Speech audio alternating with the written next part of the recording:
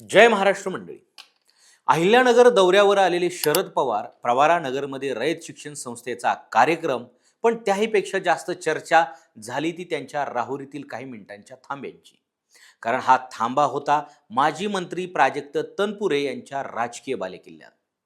भाजपच्या वाटेवर गेलेल्या तनपुरेंनी शरद पवारांपासून अंतर ठेवलं, पण पवार मात्र थेट राहुरीत दाखल झाले. कार्यकर्त्यांचा जंगी सत्कार स्वीकारला, अनेक जुन्या सहकाऱ्यांशी संवाद साधला आणि यानंतर एकच चर्चा सुरू झाली: हा केवळ स्वागताचा कार्यक्रम होता की आगामी राजकीय घडामोडीचा ट्रेलर? राहुरीतून शरद पवारांनी कोणाला संदेश दिला, तनपुरेंना की भाजपला? आणि या संपूर्ण दौऱ्याचा अहिल्यानगरच्या राजकारणावर काय परिणाम होऊ शकतो, आजच्या व्हिडिओमध्ये आपण पाहणार आहोत. शरद पवारांच्या अहिल्यानगर दौऱ्यामागची संपूर्ण इनसाइड स्टोरी. नमस्कार मंडळी, मी पी के भांडवलकर आणि तुम्ही पाहतात सत्ता मंच. बातमी नव्हे तर बातमी मागचं विश्लेषण. मंडळी, चला तर मग मुद्देसूद पाहूया नेमकं काय घडलं होतं. मुद्दा नंबर 1, शरद पवारांचा अहिल्यानगर दौरा चर्चेत का आला? बुधवारी शरद पवार अहिल्यानगर जिल्ह्याच्या दौऱ्यावर आले होते. प्रवारा नगर येथे रयत शिक्षण संस्थेच्या कार्यक्रमाला त्यांनी उपस्थिती लावली. अशा शैक्षणिक कार्यक्रमांना उपस्थित राहणे हे त्यांच्या राजकीय जीवनाचा भाग राहिलेला असेल, तरी या दौऱ्याची चर्चा कार्यक्रमामुळे नव्हे तर त्यानंतरच्या त्यांच्या हालचालीमुळे सुरू झाली. कार्यक्रम संपल्यानंतर त्यांनी थेट राहुरीकडे मोर्चा वळवला. राहुरी हा माजी मंत्री प्राजक्त तनपुरे यांचा राजकीय बालेकिल्ला मानला जातो. त्यामुळे पवारांचा हा अचानक थांबा हा केवळ योगायोग नसून एक नियोजित राजकीय संदेश असल्याची चर्चा सुरू झालेली आहे. मुद्दा क्रमांक 2, राहुरीला थांबा एवढा महत्त्वाचा का ठरला? राहुरी शहरात शरद पवार पोहोचताच राष्ट्रवादी काँग्रेसचे जुने कार्यकर्ते मोठ्या संख्येने जमा झाले. घोषणाबाजी, पुष्पगुच्छ आणि जोरदार स्वागतामुळे काही काळ संपूर्ण परिसर राजकीय शक्ती प्रदर्शनाचं केंद्र बनला. विशेष म्हणजे शरद पवारांनी आपला ताफा थांबवून कार्यकर्त्यांशी संवाद साधला. काही कार्यकर्त्यांशी नावं घेऊन त्यांनी विचारपूस केली. यामुळे स्थानिक कार्यकर्त्यांचा आत्मविश्वास वाढला. राजकीय निरीक्षकांच्या मते एखाद्या मतदारसंघात अशा प्रकारे थांबून कार्यकर्त्यांना वेळ देणं हा केवळ शिष्टाचार नसून त्या मतदारसंघात अजूनही आपलं अस्तित्व असल्याचा संदेश असतो. मुद्दा क्रमांक 3, प्राजक्त तनपुरे यांच्या बदललेल्या भूमिकेची पार्श्वभूमी काय?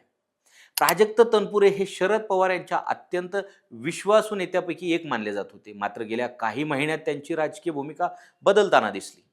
राहुरी विधानसभा पोटनिवडणुकीनंतर आणि विधान परिषद निवडणुकीदरम्यान त्यांनी भाजपशी जवळीक वाढवली. त्यानंतर त्यांनी शरद पवारांच्या राष्ट्रवादीपासून स्वतःला दूर ठेवण्यास सुरुवात केली. त्यामुळे तनपुरेंच्या या भूमिकेनं राष्ट्रवादीच्या कार्यकर्त्यांमध्ये नाराजी निर्माण झाली होती. मुद्दा क्रमांक 4, तनपुरेंनी शरद पवारांची भेट का टाळली? राजकीय वर्तुळात सर्वाधिक चर्चा झाली ती म्हणजे पक्ष सोडण्यापूर्वी प्राजक्त तनपुरेंनी शरद पवार आणि जयंत पाटील यांची भेट टाळली होती. त्यांनी आपली भूमिका फक्त सुप्रिया सुळे यांच्यासमोर मांडल्याचं सांगितलं होतं. इतकंच नाही तर शरद पवारांनी नात्याने मामा असलेले जयंत पाटील यांना न भेटण्याचा निर्णय त्यांनी स्वतः मान्य केलेला होता. त्यामुळे दोघांमधील राजकीय अंतर अधिक स्पष्ट झालं. मुद्दा क्रमांक 5, विखे पाटलांची भूमिका काय आहे? अहिल्यानगर जिल्ह्याच्या राजकारणात पालकमंत्री राधाकृष्ण विखे पाटील आणि माजी खासदार सुजय विखे पाटील यांचा प्रभाव मोठा मानला जातो. प्राजक्त तनपुरे यांच्या भाजपकडे झुकण्यामागे विखे पाटील यांची राजकीय रणनीती महत्त्वाची असल्याची चर्चा अनेक दिवसांपासून सुरू आहे. त्यामुळे शरद पवारांनी विखे पाटील यांच्या प्रभाव क्षेत्रात जाऊन शक्ती प्रदर्शन केल्यामुळे या भेटीचं राजकीय महत्त्व अधिक वाढलेलं आहे.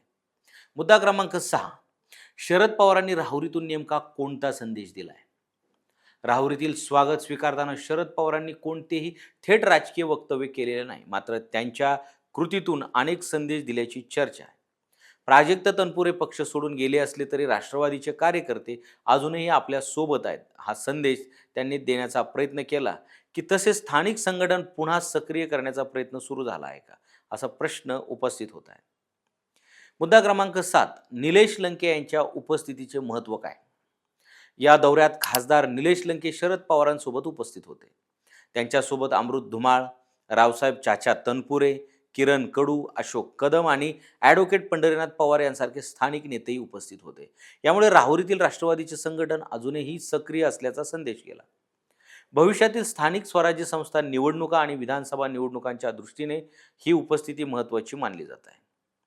मुद्दा क्रमांक 8, राहुरीच्या राजकारणावर याचा काय परिणाम होऊ शकतो? राहुरीमध्ये प्राजक्त तनपुरे यांच्या भाजप प्रवेशानंतर निर्माण झालेली राजकीय पोकळी भरून काढण्याचा प्रयत्न राष्ट्रवादीकडून सुरू झालेला आहे का, अशी चर्चा आहे. शरद पवारांचा हा दौरा स्थानिक कार्यकर्त्यांना पुन्हा एकत्र आणण्यासाठी आणि संघटन मजबूत करण्यासाठी असल्याचेही बोलले जात आहे. त्यामुळे आगामी निवडणुकांमध्ये राहुरीतील राजकीय समीकरण बदलण्याची शक्यता नाकारता येत नाही. मुद्दा क्रमांक 9, अहिल्यानगरच्या राजकारणासाठी याचा अर्थ काय आहे?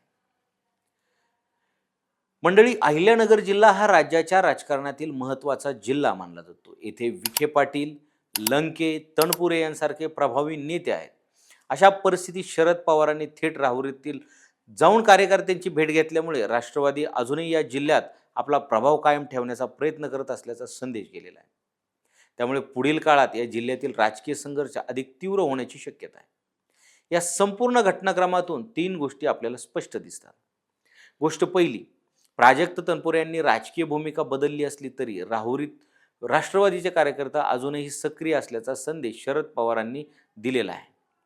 गोष्ट दुसरी, विखे पाटील यांच्या प्रभाव क्षेत्रात जाऊन शरद पवारांनी आपली राजकीय उपस्थिती दाखवत आगामी निवडणुकांची तयारी सुरू असल्याचे संकेत दिलेले आहेत.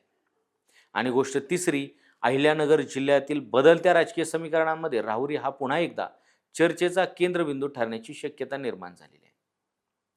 मंडळी, आता तुम्हीच सांगा, शरद पवारांचा राहुरीतील हा थांबा केवळ कार्यकर्त्यांचा सत्कार होता की प्राजक्त तनपुरेंना दिलेला स्पष्ट राजकीय संदेश? तुमचं मत आम्हाला कमेंटमध्ये लिहा. आणि व्हिडिओ जर आवडला असेल तर अशाच राजकीय अपडेटसाठी सत्ता मंच चॅनलला सबस्क्राईब करा आणि इन्स्टा पेजला फॉलो करायला विसरू नका.